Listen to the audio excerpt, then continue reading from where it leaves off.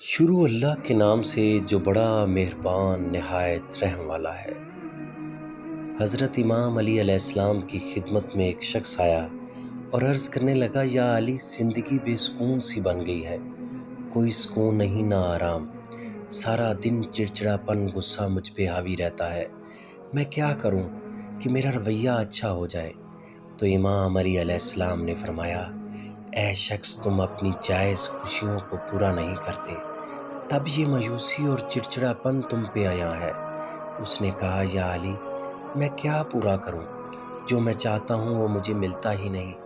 تو امام علی علیہ السلام نے مسکرا کے کہا، اے شخص، یاد رکھنا، جب انسان اپنی کسی خوشی کو پورا کرتا ہے تو اللہ کے کرم سے انسان کا دماغ انسان کے وجود کو ایک تحفہ دیتا ہے اور اس انعام کو راحت کہتے ہیں۔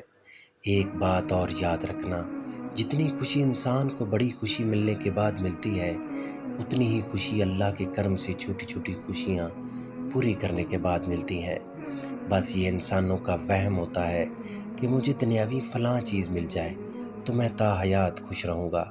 جب اسے وہ ملتی ہے تو چند ہی ایام میں اس خوشی کا وہ عادی بن جاتا ہے اور پھر کسی دوسری خواہش کے پیچھے بھاگتا رہتا ہے، اور یہ سلسلہ مرتے دم تک ختم نہیں ہوتا۔ لیکن انسان کا رویہ تب خراب ہوتا ہے جب انسان اپنی چھوٹی چھوٹی خوشیوں کو قربان کر کے بڑی خوشی کی فکر میں رہتا ہے۔ جو خوشیاں تم حاصل نہیں کر پاتے اس کو اللہ پر چھوڑ دو، لیکن جو حاصل کر سکتے ہو اس کو حاصل کرنے کی کوشش کرو۔ جب تم اپنی چھوٹی چھوٹی خوشیوں کے ساتھ خوش رہنا شروع کر دو گے تو اللہ تمہاری بڑی بڑی خوشیاں تمہارے قدموں میں آ کے رکھ دے گا۔ بے شک وہ اپنے شکر گزار بندوں کو پسند کرتا ہے۔